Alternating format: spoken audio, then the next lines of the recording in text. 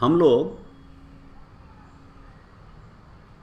Discuss कर रहे थे कि सफलता के लिए हमारा लक्ष्य स्पष्ट होना चाहिए,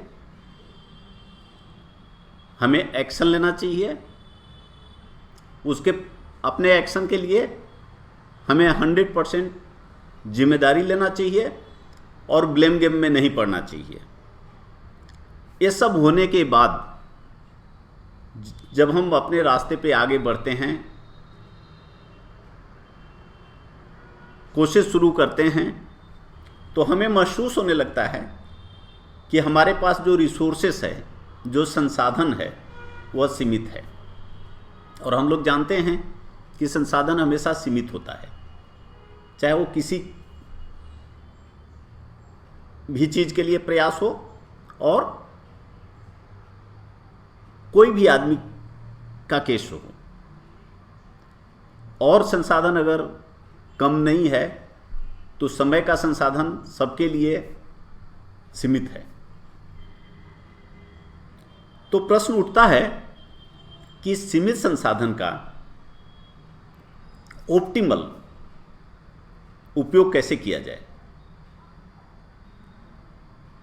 इसका उपयोग किस तरह से किया जाए कि हमें मैक्सिमम आउटपुट मिनिमम इनपुट के साथ मिल सके। मैनेजमेंट में एक प्रिंसिपल है, कहा जाता है पेरेटो प्रिंसिपल। यह इंडस्ट्री में, इकोनॉमिक्स में और अदर फील्ड्स में बहुत वाइडली एक्सेप्टेबल है और बहुत वाइडली यूज्ड होता है।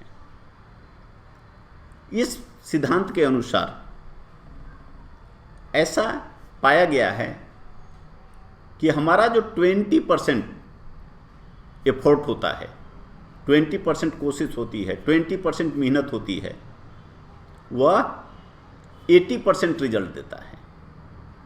और जो 80% हम काम करते हैं या 80% चीज़ों में हम अपना समय लगाते हैं, वो हमारे जीवन में या हमारे परीक्षा हो या हमारा कोई पर्टिकुलर गोल हो, उसमें केवल 20% आउटकम देता है।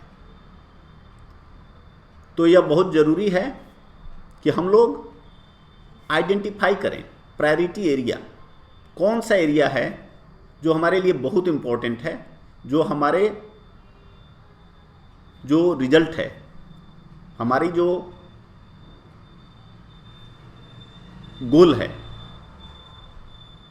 उसको पाने के लिए मैक्सिमम आउटपुट हमें हमारी कौन सी एक्टिविटी दे सकता है। अगर हम पढ़ाई कर रहे हैं तो हमारा कौन सा सिलेबस है, कौन सा पार्ट है, कौन सा टॉपिक है, और जो इम्पोर्टेंट है वैसे 20% को आइडेंटिफाई करें और उसमें अपना मैक्सिमम एफर्ट लगाएं। आप देखेंगे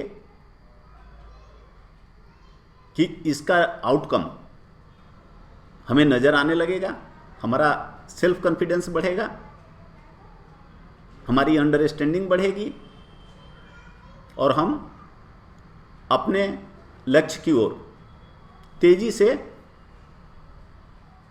बढ़ सकते हैं। मैं श्योर हूं आप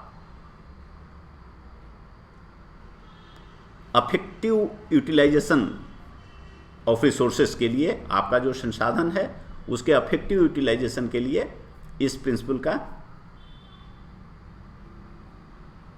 यूज करेंगे। और अगर हम अपने रिसोर्सेज का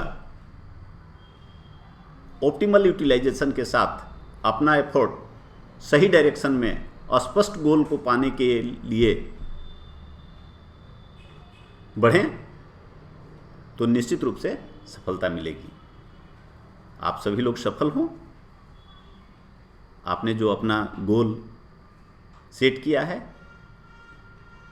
वो जल्दी से जल्दी पावें